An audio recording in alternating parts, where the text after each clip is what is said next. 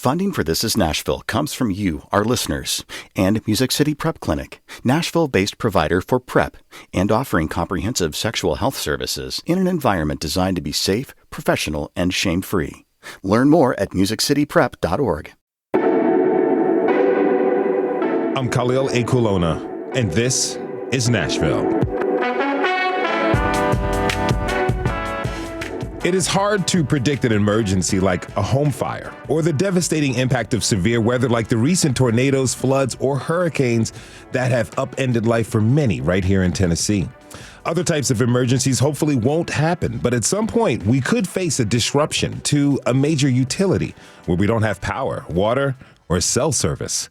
So what can we do to be prepared? If an emergency happens, what resources are available to help, and how can we show up for our neighbors? What types of plans and supplies should we all personally have on hand? What are the protocols for government agencies and relief services when an emergency takes place? Today, we're going to find out the answers to those questions and a lot more. Joining us now to get started is Henry Pipes, who is the Community Disaster Program Manager for the Nashville area for the American Red Cross. Henry, thanks for being here. Welcome to This is Nashville. Thank you. It's a pleasure to be here today. Really happy to have you here. Okay, so I want to talk big picture. What does emergency preparedness mean? So emergency preparedness is all about preparing ourselves for something that is inherently unpredictable and something that statistically will happen to a set number of folks. And there are risks that vary from place to place, but we just have to prepare for these emergencies, both natural and man-made, in a way that allows us to ensure that if, should we fall victim to such an occurrence, we can be in a position where we can recover as quickly as possible and ensure that our loved ones and family members are also able to bounce back. You talked about the large scale emergency preparedness. What about on an individual level? So on an individual level, we always encourage, as the Red Cross, making sure that our households are prepared with not only go kits in case folks would need to evacuate in the incidence of a sudden onset emergency, but also just shelter in place kit, encouraging folks to be prepared to have everything they need for a couple weeks to get by, things like, the essentials, food, water, hygiene items, medications, et cetera. All right, so you work with the Red Cross in Tennessee, and you got quite the title, Community Disaster Program Manager. What does that mean? And tell us, what does your day-to-day work look like? So we cover 9 counties. We're based here in Nashville, but we do cover the donut around Davidson County, and we are all about ensuring that folks are prepared for disasters and when disasters occur inevitably. And as we're seeing an uptick in the frequency and intensity of these disasters, it's becoming an ever more important role and ever more intense role at that. And we rely on our team of volunteers. We're 90% volunteer-based as an organization. Wow. So the response piece typically will involve home fire responses, which are the majority of our responses, but we quickly scale up from single-family fires to multifamily fires, and we have whole apartment complexes going down. And then, of course, from there we can scale up to, in the Nashville market, we see a lot of tornadoes, floods, sometimes even man-made emergencies like, school shootings, bombs, et cetera. All right. So we really do posture ourselves in a position where we're preparing in advance for we hope that disasters never happen, but we know they eventually will. So we want to make sure that we're as prepared as possible. And then once the disaster occurs and we're providing that response operation, making sure that folks have their immediate needs met, we're then transitioning from there into the recovery phase where we help people through their longer-term recovery needs, partnering with various community organizations and both hyperlocal and even all the way up to the national level to ensure that no one's falling through the cracks. 90% volunteers. Mm-hmm. How do you coordinate all that? So all those people? It takes a team, and we really have a strong one here at the Nashville chapter and really throughout the state and the country. The Red Cross is heavily dependent on volunteers, as they're really our lifeblood, and without their leadership and their time commitment and their energy, we would be unable to meet the needs of the communities that we serve every day. I understand that last week you were in North Carolina helping with the response to Hurricane Helene. You were running Operation Mountain Hope. Tell me, what was that, and what were you kind of doing on the ground there? Sure. So that was an operation that involved making sure that folks who are sheltering in place in the mountains of western North Carolina are able to make it through the winter with, able to ultimately survive the winter. So it's providing essentials such as, MREs, shelf-stable meals, making sure people have things like chainsaws so they can source firewood, yurt tents with wood-burning stoves in them, as well as other essentials such as sleeping bags, cooking stoves, and things of that sort. So we had several shelters open, and we're realizing that there was a massive swath of the affected population that had been displaced by the flooding and landslides from Helene that weren't showing up in the shelters. So we wanted to make sure that we were getting those needs met and catering to those folks by using non-traditional means of getting them aid, such as using working with partners who have helicopters, who ATV groups. We even had a fleet of our own ATVs that we were able to hook volunteers up with so they could then get out to the field. So we were distributing non-traditional supplies in non-traditional ways, catering to the specific needs of that community. And that's really what we're all about, is adapting to the needs of the communities and then using our resources and our partnerships to meet those needs. Speaking of those needs, you mentioned that you had a lot of people at the shelter, but you realized there was a significant portion of the population who was affected by Hurricane Helene who decided to shelter in place, as you're saying. Did people talk to you about why they made that decision, or was it just untenable or impossible for them to get to a shelter? So in some cases, it was untenable and impossible for them to get to a shelter. But in other cases, it was more of a cultural piece at play here, where they were, they're just very independent by nature, and they've kind of grown up and been raised in a way that is very self-sufficient and kind of prides itself on its independence. So we would really recognize, we made sure that need is catered to in a way where those folks, ultimately we would encourage them to come to the shelters, but we wouldn't, by no means, we would never force anyone to come to our shelter, but we just want to make sure that we're catering to them to the best of our abilities. You cater to folks. You mentioned the adaptability that you all approach this work with. I'm curious about the difference in approach to if a disaster or an emergency happens in an urban area as to one that's a little bit more suburban and even rural area. What are some of the basic supplies, basic needs, basic things that you all are thinking about when you touch the ground immediately, how to help people out in these three different environments? Mm-hmm. So in an urban situation such as Nashville, we have pre-existing partnership agreements with different facilities and partners that provide different services. So we can really hit the ground running. Say a tornado occurs in the middle of the night, as they often do.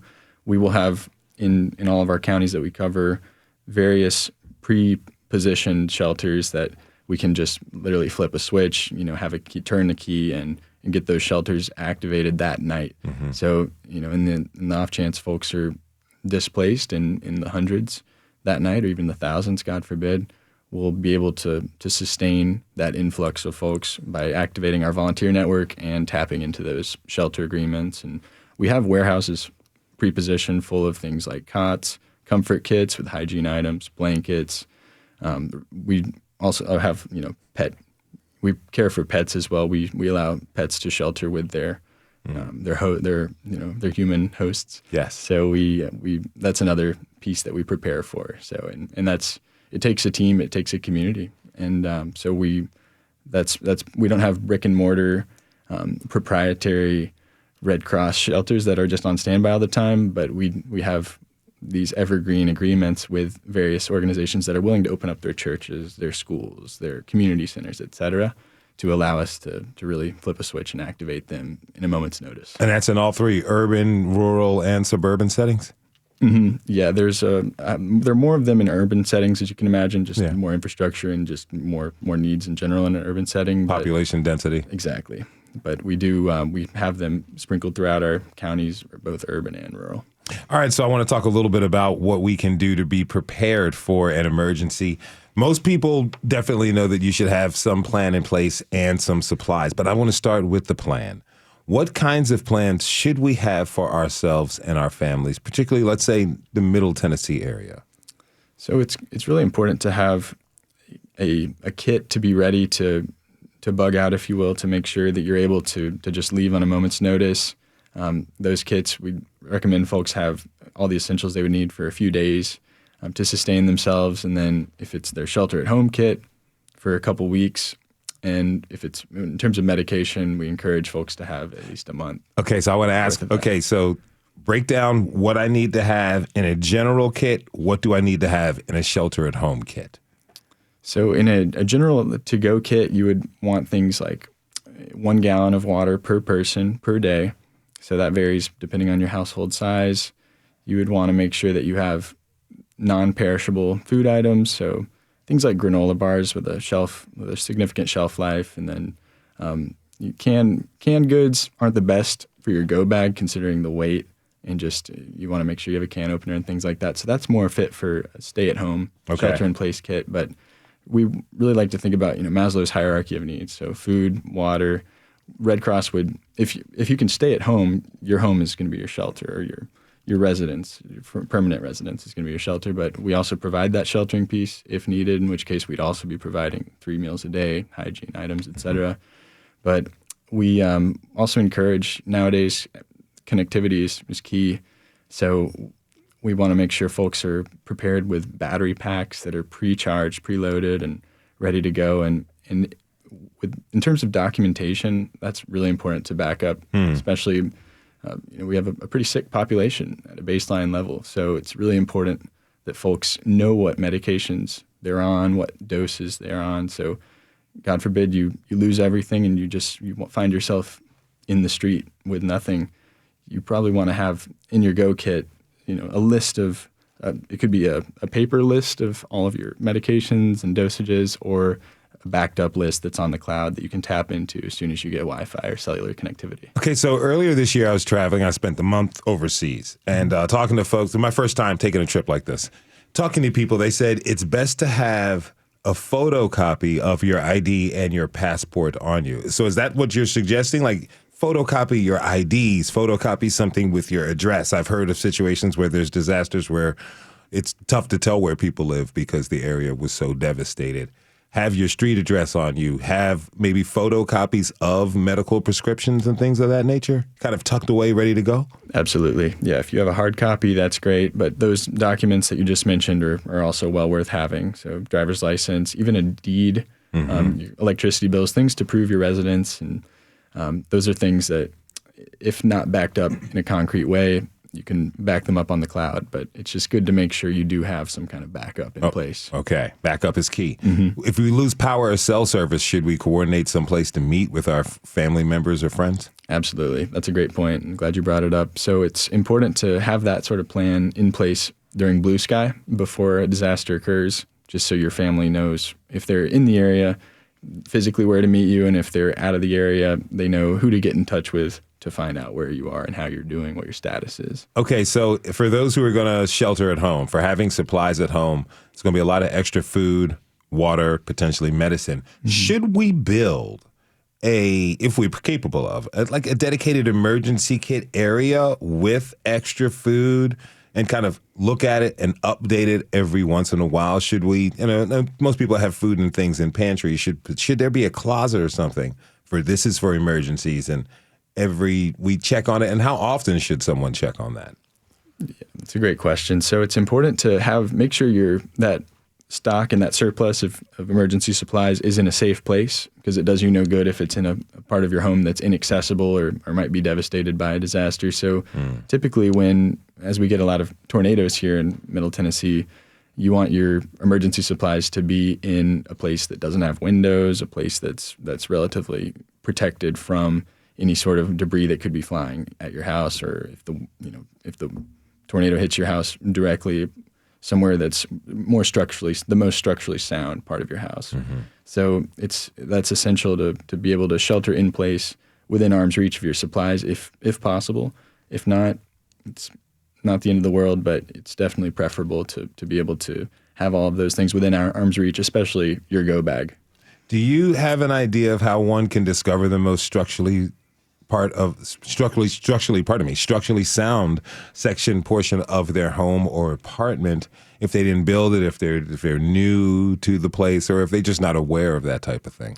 Yeah, generally, we recommend going in the case of a tornado, which is one of our main risks aside from floods. Naturally, we recommend folks going in their basements, and that's because if God forbid your home blows away, your basement's still going to be intact, and you'd want to have things like blankets, helmets, etc., to be able to buffer yourself from any potential impact. But if you don't have a basement, we'd recommend just an interior closet, and ideally a room without windows. And if that's not possible, then you can put something in front of your window or ensure that you're well wrapped in blankets and things like that to buffer yourself. But in an apartment building, it would be wise to chat with your property management and just your landlords, because they will have a plan in place or a designated shelter in place spot. Okay. Now, beyond having a plan and supplies, training is important.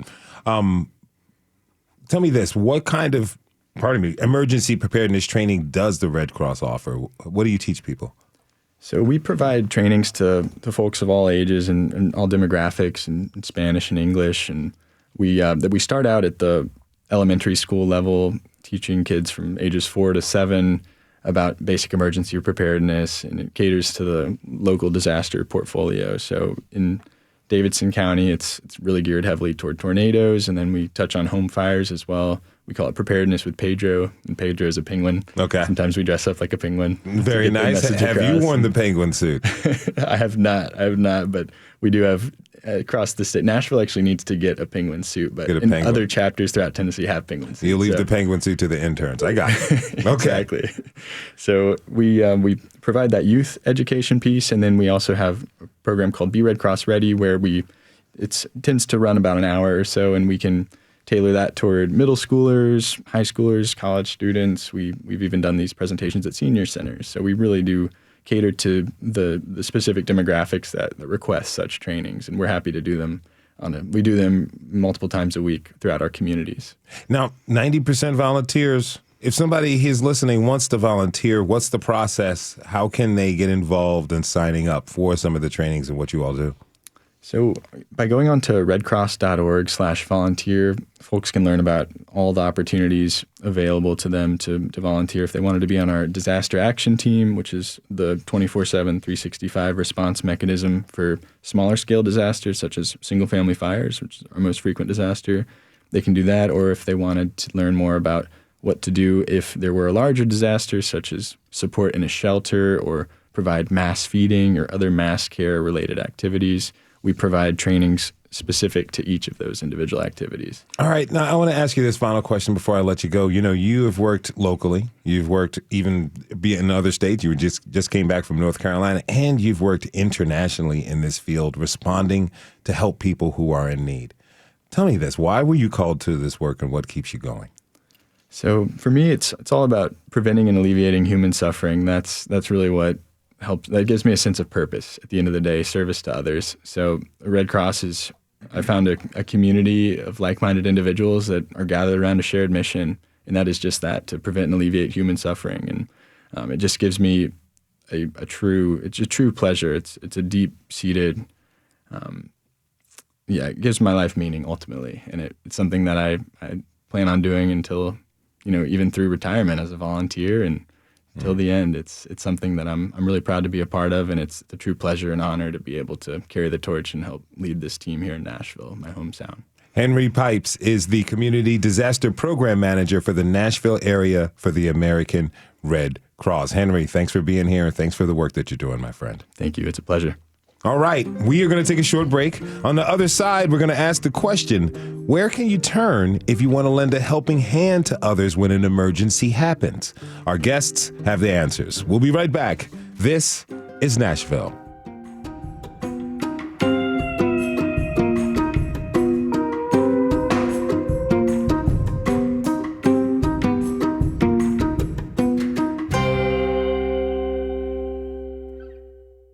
Funding for This is Nashville comes from you, our listeners, and Music City Prep Clinic, Nashville-based provider for PrEP and offering comprehensive sexual health services in an environment designed to be safe, professional, and shame-free. Learn more at musiccityprep.org. I'm Khalil A. Kulona. and this is Nashville. Today, we're talking about how we all can be prepared for an emergency. An emergency situation goes down and you desperately want to help. What should you do? Do you go outside and start helping? Or do you call for important information about resources? Who's organizing the relief efforts? We're going to find out, because joining us now are Nellie Perez, who is the disaster program manager for Hands of Nashville with the United Way, and the administrator of the Nashville office of VOAD, which is the Voluntary Organizations Active in Disaster.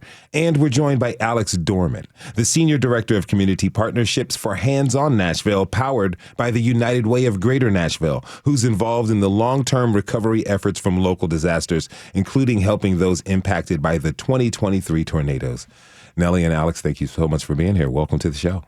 Thanks so much for having us. Thank you. Happy to be here. Great to have you here. Okay, so you're both involved in a lot when it comes to like disaster response and recovery here in Middle Tennessee and in Nashville area.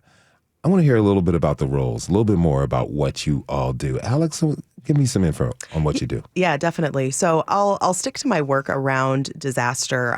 My role expands beyond that, but looking at the topic at hand, I do a lot of work with Nellie. We work hand in hand almost every day, and we're constantly preparing our team, preparing our volunteers, refining and reviewing our internal plans, exercising them so that we are as prepared as possible. And currently, a lot of my day-to-day job looks like work for the long-term recovery group. And so we are a tight-knit group of people who are meeting on a regular basis to walk alongside survivors and help connect them with the resources that they need to recover from the December tornadoes. Okay. Nellie? Yes, so a key part of my role is actually providing our staff and volunteers with the necessary training so that they can smoothly transition from regular, normal operations into disaster work, and also helping our partners to coordinate resources as well. All right, so you both are spending a lot of time preparing people for the worst. Yes. Yes. You can feel that when you're constantly going to work every day thinking about the worst, that can get a little depressing. Do you ever get down? Do your family members or friends ever accuse you of being like a fearmonger or something? I got into this work after 2020 or during 2020 in Nashville. And so, no, because things keep happening. So I think that my experience has been relevant to what we're seeing in the community. Okay. Yeah, and in my case, there's hope, right? I think that as a community, we can be very strong together. And I've seen that side of disasters is just how the community just works together to improve our lives. So that's the side of disaster that I really enjoy talking about. Okay. Now, a lot of folks are familiar with the United Way, but may not be super familiar with the Hands-On Nashville portion of that. Can you tell us what Hands on Nashville does what role they take when an emergency happens? Yeah, definitely. So we were originally founded in the early 90s. We recently merged in this last year with United Way of Greater Nashville. So a lot of our experience has been operating as an independent nonprofit organization. And a lot of our work still looks the same. We just have a lot more resources and a much larger team around us with United Way, which is fantastic.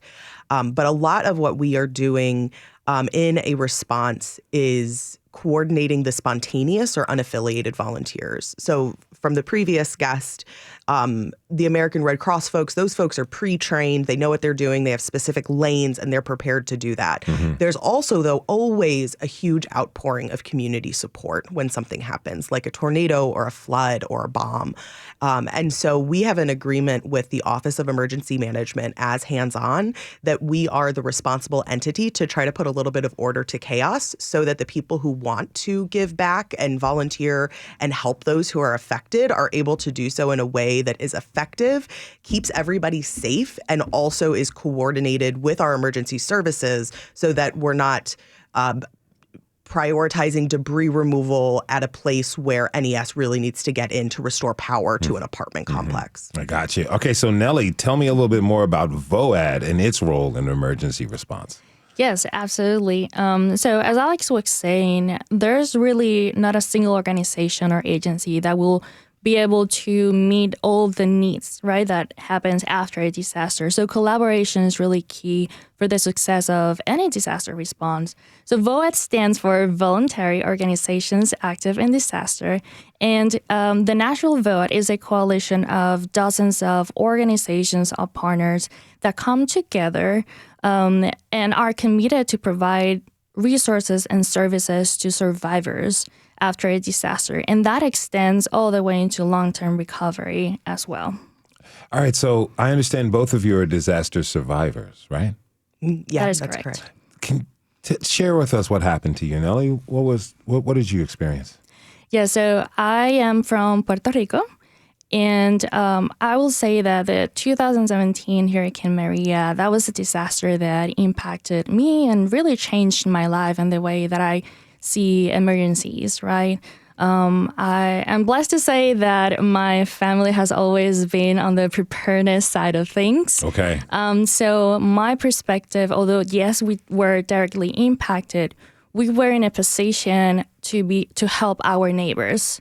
And that's where really changed my mindset about preparedness. It's like, oh my gosh, this is not only about myself and my family, but also what I can do to help those around me that maybe don't have the necessary, like the means that I have or the knowledge or opportunities I have at this moment. So that inspired you to get into this work? Yes. After that, I decided to do a graduate degree in disaster medicine and management. What brought you to Nashville? Work. My background, I started in healthcare, emergency management, and my heart has always been into community and being more locally involved. And the same person that providing the opportunity in healthcare actually shared the role at hands-on. I was like, I think the description really meets what I want to be doing in disasters. Here you are. All right, Alex, what was your experience? So I was local. I was in South Nashville in 2021. I still am, when there was a large flash flooding event that affected almost as many households as were affected in the 2020 tornado. And I had been with Hands-On for years previously, so my background is really in volunteer and project management. But disaster work had come onto my plate and become something I was very interested in since 2020 in responding to the tornado. And so I realized how fortunate I was in the midst of becoming a disaster survivor because of that background I had had over the previous year. I was able to rescue some important items, some important household goods, things that made the recovery process a lot easier. And I only knew to do that because my job had pivoted to involving disaster work. Okay. And so that was definitely one of the experiences that solidified my passion for not just the volunteer and community engagement piece as a way to strengthen our communities, but really looking at disasters as the moment where that community power can be most effective. You talked about how your preparation helped you work through the recovery process. And a lot of people don't understand that after a disaster, recovery takes time. What can help people find their way through a longer recovery period? I think that preparing yourself for the time frame is a really important part of that. I was fortunate in that I was fully insured. I had all of the connections already in the community. I was about as well off as you could be to experience a home flood where you end up sheltering in your attic overnight. But it still took me and my husband almost a year to get recovered. Wow. Because of difficulties with contractors, with getting things back and forth from mortgage company to insurance to FEMA. There is so much paperwork. And I think that would definitely be one of the things I would want people to brace themselves for if you're planning ahead for how to respond if you're affected or if you're experiencing a recovery yourself.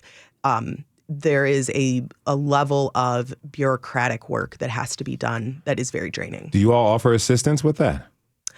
So the long-term recovery group that I'm serving as chair of, that kind of springs out of Nashville VOAD, we have a group of case managers, religious congregations, nonprofit organizations, city partners. We come together and we essentially are trying to connect all of the resources that are available in the community with the survivors in a personalized way and in a coordinated way, so that it's not up to every individual survivor to have to go around and seek out a different support service for 5 different things. They're able to work with a case manager to help them advocate with their insurance or their mortgage company, to help them navigate the FEMA process. And so that is definitely a big part of what the case management team does as part of long-term recovery. I want to talk a little bit about the disaster volunteer leadership program. Who is it for and who is eligible to sign up? Yes, thank you for asking. As we have mentioned, one of our primary focus areas is managing large amount of volunteers, everyone that just wants to extend a hand soon after a disaster happens, right? But we're talking about hundreds and actually, depending on the disaster, thousands of volunteers that just come. And that presents itself with challenges and some safety concerns, right? So what we do, what we have done is we created a program called Disaster Volunteer Leader Program, where we provide members of our community that are interested in having a more leadership type of role during disasters. And they help us lead groups of volunteers that will be actually doing debris removal, canvassing, food and supplies distribution. So these DVLs, how we call them, help hands-on expand and scale up our operations in a more efficient and safer way. What kind of roles can people take on when they volunteer? Yes, so volunteers, as I mentioned, they will be doing debris removal, and that's really one of our primary priorities. Also, distribution of food and supplies and canvassing, which is basically sharing important information about the resources available. All right, so say someone is listening and they think they may be a good volunteer in case of an emergency. How can someone figure that out? What type of mindset do they need to have? Flexibility. Okay. For sure. Willingness to help and empathy. Anyone that can identify with those can definitely be a volunteer with us. All right. So where can folks go to find out where and how they can help? So we provide monthly orientations, and those are virtually a 60-minute orientation that actually talks about the different roles that they can participate on, and also we even add a little bit of personal preparedness into them. What about for people who may be interested or maybe not, maybe aren't interested in volunteering, but they do want to help in some form? Where could you recommend they consider going? Yeah, so I would definitely recommend people visit NashvilleResponds.com. That's the website of the Nashville VOAD. And if you go to the Get Involved tab, there's a link to donate. And that allows people to donate directly to the fund that is supporting survivors from the December 23 tornado. And I'll take this opportunity to also note that these long-term recovery efforts really do last for years. And so even though we've had catastrophic events even in our state, in North Carolina, there are groups of us that are still focused on the folks that were affected by the previous disaster. And so that fund is still open. Okay, so I do want to talk to you about this with this final thought before I let you both go. You know, you both have experienced disaster. You both have experienced the recovery time that it takes. And this is the work that you do. For anyone who is going through an emergency right now, as someone with experience and someone who's a professional, what would you recommend that they keep in mind? I would like to say we often hear knowledge is power, then preparedness is power. And when we think about preparedness, let's not just think about how we can better respond to an incident, but also how we can better position ourselves for recovery. And the examples we have been given, like documentation, that's really sometimes what delays the process of recovery by having to wait to find all those documents. So just by starting with that will take you way further into recovery. And I'd also just add to that disasters heighten so many experiences.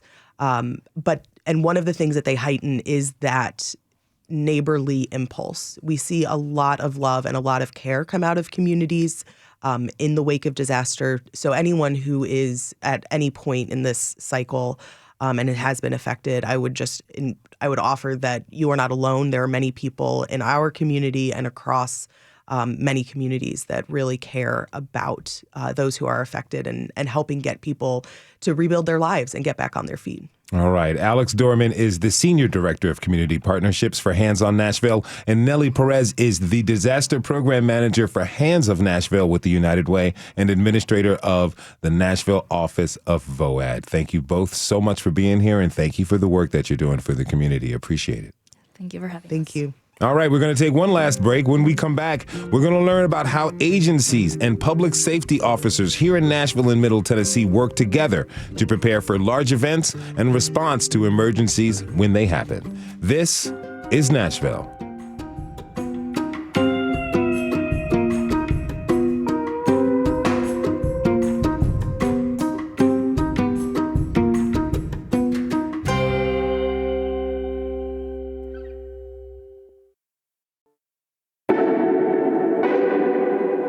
I'm Khalil Kulona, and this is Nashville.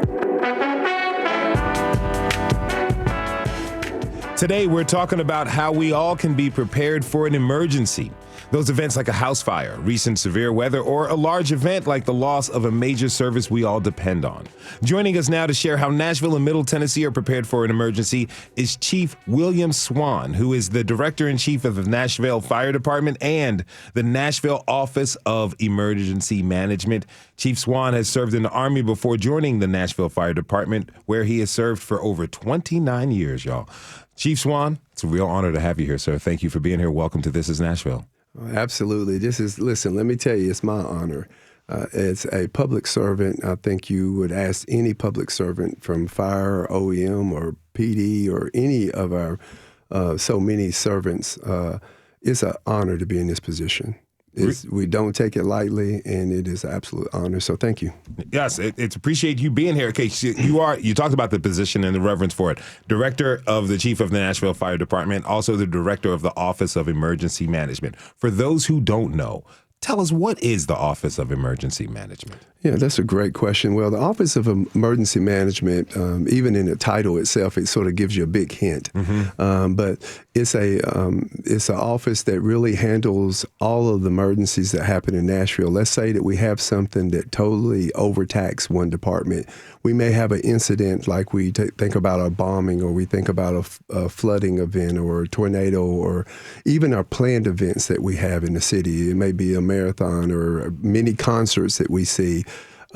What the Office of Emergency Management does, it collectively gathers all of the resources that are needed to mitigate and handle that circumstance that we're dealing with. It's one of the most important services that we have in Nashville. And when we activate, we pull all of the partners in to handle that problem. My role becomes sort of as a conductor. I'll make sure that if it's a situation that's more law enforcement, then I'll have people like Chief Drake and others that I depend heavily upon to how do we handle this, and then what do you need, and we make sure that we gather that. If it's a water event, I may take Scott Potter, for instance, with water, or I could keep continuing on. So my job encompass the whole city. We deal with everything from our unhoused population to emergencies to situations that are planned and unplanned. And what we try to do, again, is make sure that we gather everyone there that's needed. And then we cut through all the red tape to be able to make decisive decisions at a moment's notice and then put them into play. And the Office of Emergency Management, of course, is ran by me. And then, of course, the mayor of our city, Freddie O'Connor, who is, then he comes into play there. And, of course, he's really good at letting us do what we do. Mm-hmm. And we, of course, keep him informed and in any decisions that we make. Do you all have meetings? I'm curious, do you have meetings when, the weather's about to get colder, and I understand that tornado season in Middle Tennessee is December, and also the February-March area. Are you meeting right now to talk about potential plans and coordinating efforts in case we get hit with severe weather in the next couple weeks and month? Well, this is we are meet on everything all the time. It's not an event that actually. Even when we think about New Year's Eve or whatever the case may be, there is so much planning that goes put into place for any type of planned event. Now, as far as you said, the unplanned event, of course, we don't know when something's going to happen. But one of the things that we have done, we do a lot of tabletop exercises, which means, listen, one of the things that I will talk about in depth is that you got to know your partners and you got to know what their ability are, what their capabilities, their strengths and weaknesses. So in Nashville, for instance, we know not only the infrastructure, meaning our local partners that we deal with on a daily basis, but also our state partners, TEMA and et cetera. And then we go even to the federal level. That's why we've been so successful on a lot of these major events that we've had, everything from presidential debates to bombings to, again, I said earlier, flooding and tornadoes. We are we play well together because we know each other and we know our strengths and weaknesses. We do a lot of SWOT analysis. Every time we have a major event, we'll do an after-action review. And with that, we're very open and honest. And we make sure, what do we do good? What do we do bad? What could we foresee in this situation if it happens again? And then we have what we call a comprehensive emergency medical plan, emergency plan for the city is our SIMP, what we call it, acronym. But and that sort of, we revive that every 4 years. So there is so much planning when it comes to a city. People probably would be amazed. But one great thing about Nashville, because we're such an active city, meaning, every weekend there's something going on. Oh, yeah. So because of that, then we got our sporting events, from the Titans and, of course, Predators and the Soccers. There is so much activity in Nashville. We work together all the time with all of our partners. So I want to ask you about that. You're doing everything from Predators games, I'm sure Titans games, 4th of July events, and then you're on top of the emergencies that happened, the bombing in 2020, tornadoes that happened earlier this year. That takes experience. Right. You get experience as well as the planning to both benefit each other. What is the benefit to us here at your team's experience? You've been doing this job for a long time. How do you take that experience and put that into situations where you may not know exactly what is going to happen next, but you have to be on point, ready to respond? Oh, man, a great question. Well, and we can look at this through everybody's view. You're only as experienced as things that you've gone through in life. I don't care what it is.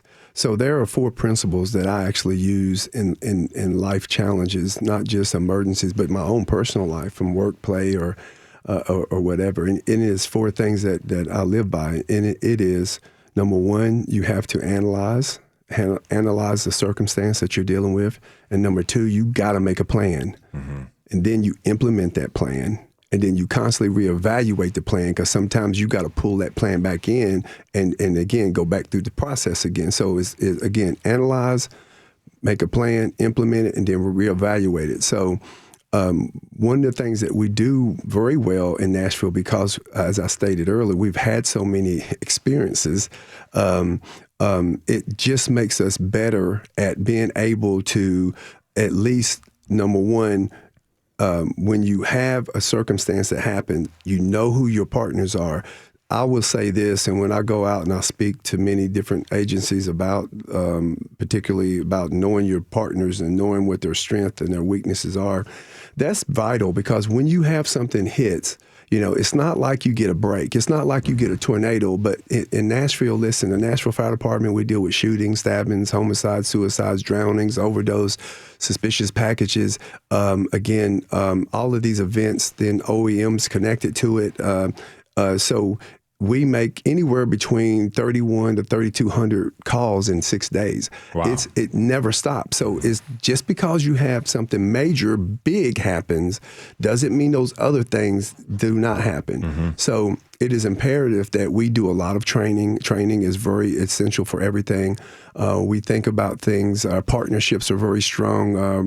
The Nashville Fire Department, OEM, we're attached completely tight with our PD partners, police partners.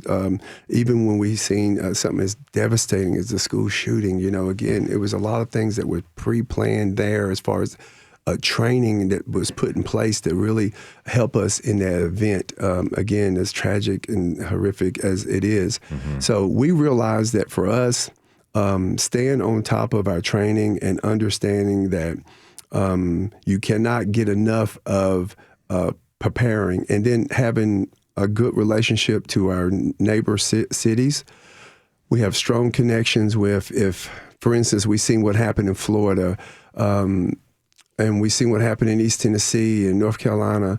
We've sent our strike teams out to those facilities because we're a Type 1 team, so we go out for diving, for swift water. We go out for our USAR teams.